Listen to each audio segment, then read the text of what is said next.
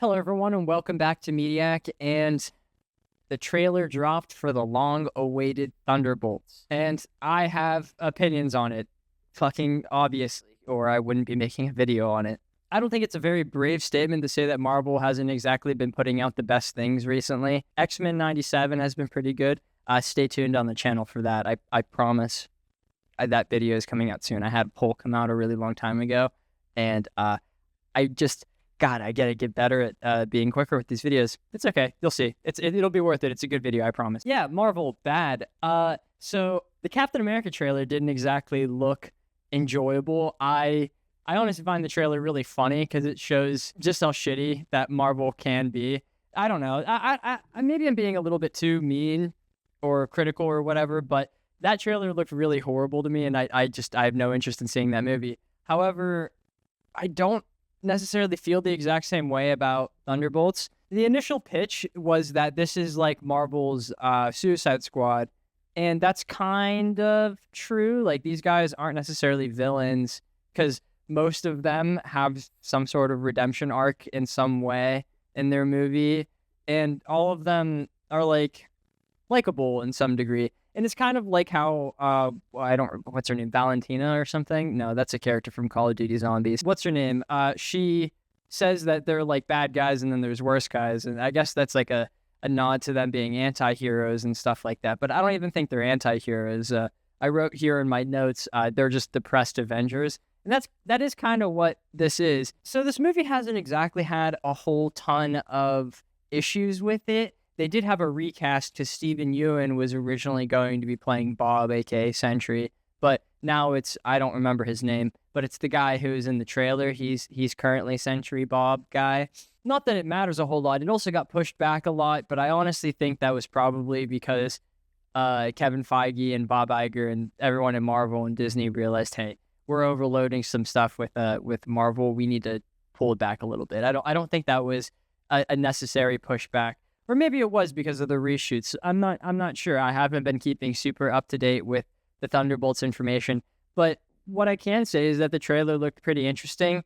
It looks funnier than what I was thinking it was going to be, but I don't mean that in a bad way. Because even though it did seem a little quippy, it seemed kind of like a depressing humor kind of way. And I honestly think that's more enjoyable than the average, like, Marvel kind of jokes and romps and stuff like that. So I do have some kind of hope for it in that department. And one thing that's kind of weird about this is that it kind of, in a way, has more build-up than the Avengers did. Because this was built up through the last, 6 years, 4 years. It was built up over the last, 4 to 5 years, kind of naturally, of just these characters kind of existing, and then some other person, I called her Valentina, I can't remember her name, the Seinfeld girl, she just pops up and it says hi to them and stuff like that. So it's a really natural progression,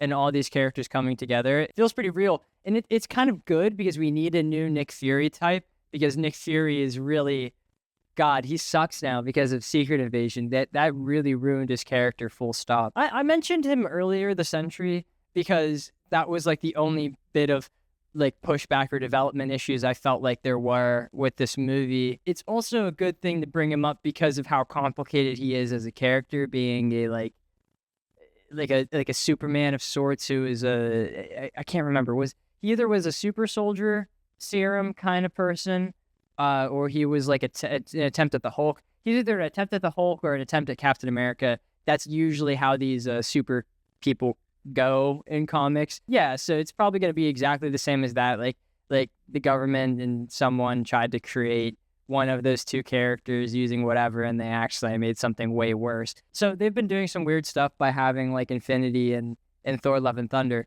but there's no way they're going to do the Void, right? I feel like that's too weird for what Marvel's going to do, and too complicated of a concept for what Thunderbolts will do. And it already, I know the Sentry is going to be the villain of the movie, but already doesn't that feel too much like Suicide Squad 2016, where it's a member of the team that goes bad and they have to fight against them? It feels too much of a copycat of that. But honestly, I don't think that's that much of a big deal because it's not exactly hard to do that better because that movie is terrible, so much so that it honestly interrupted that sentence. One thing that I was wrong with whenever I was thinking about this movie was that Thunderbolt Ross was necessary to be in it in some sort of capacity, because I thought that it was made based off of his name and he made it and stuff like that. But that's not necessarily true, because in the comics, they just were like a bunch of supervillains who replaced the Avengers, and then they eventually just decided to become a team of good heroes because they decided they like heroing better than being villains. So they had nothing to do with Ross, but in the newer versions of it, it is like Ross's secret superhero team.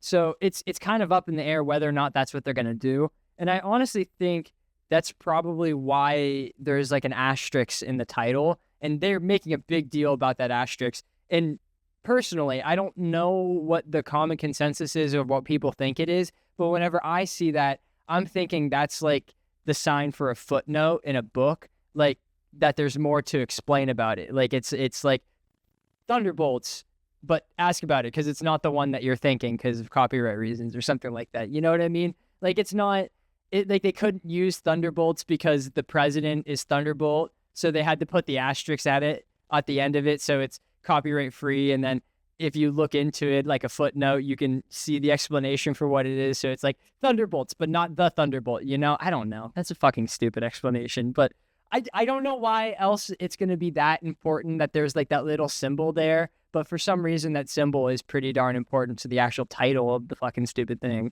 Speaking of Thunderbolt Ross, another reason why I don't necessarily think he's going to be a part of the team or in it at all, in addition to just like the asterisk trying to be separate from him, is that Harrison Ford is old as fuck, man, and I don't think he's going to want to do the Hulk stuff. He's going to want to do it as little as humanly possible, you know? And then I just have a couple more things to say about this, and then I'm going to just leave it up to the universe. I honestly have no idea if this is going to be good or bad or what people think about it. I want to know what other people think about it. Like, why do you think the asterisk is there? What do you think the entire plot is? Because it seems kind of clear cut, you know, everyone is at a low point in their life, so they call up Valentina. I'm going to call her Valentina because that's just the name I've been calling her. I don't know if that's correct or not. I'm sorry in advance. But they call her up, and then she's like, oh, I have a mission for all of you. And then they organize them, and then they're together on a team, and then they all go on a mission, and the Sentry goes bad, and then everyone is now job is to stop the Sentry or something like that. At least that's what I envision from it. So like that doesn't necessarily mean that that's what's going to happen, but I don't know. It seems pretty cookie cutter for me. That's the only thing I'm kind of a little bit worried about is that that's going to be a little boring. I like seeing Bucky in it. The trailer makes a little bit more sense than what initially was there. Like whenever it was revealed, I was really confused as to like why he was there because he's such a good guy. But it seems like he's like a senator of some sorts, and he's trying to stop the Thunderbolts. And I'm guessing they're going to have a scuffle in which like they then explain the plan to him, and then he joins up with them to help take down the Sentry or whatever villain they're trying to stop or something of the sorts. And then the final thing I have to say is that even though this movie is long awaited, because we've heard about it forever, it's had a name change. It added the asterisk. That's a big deal, guys. It is for some reason. And then it also like changed the logo of it from like a metal silver and orange to like a yellow and I don't know.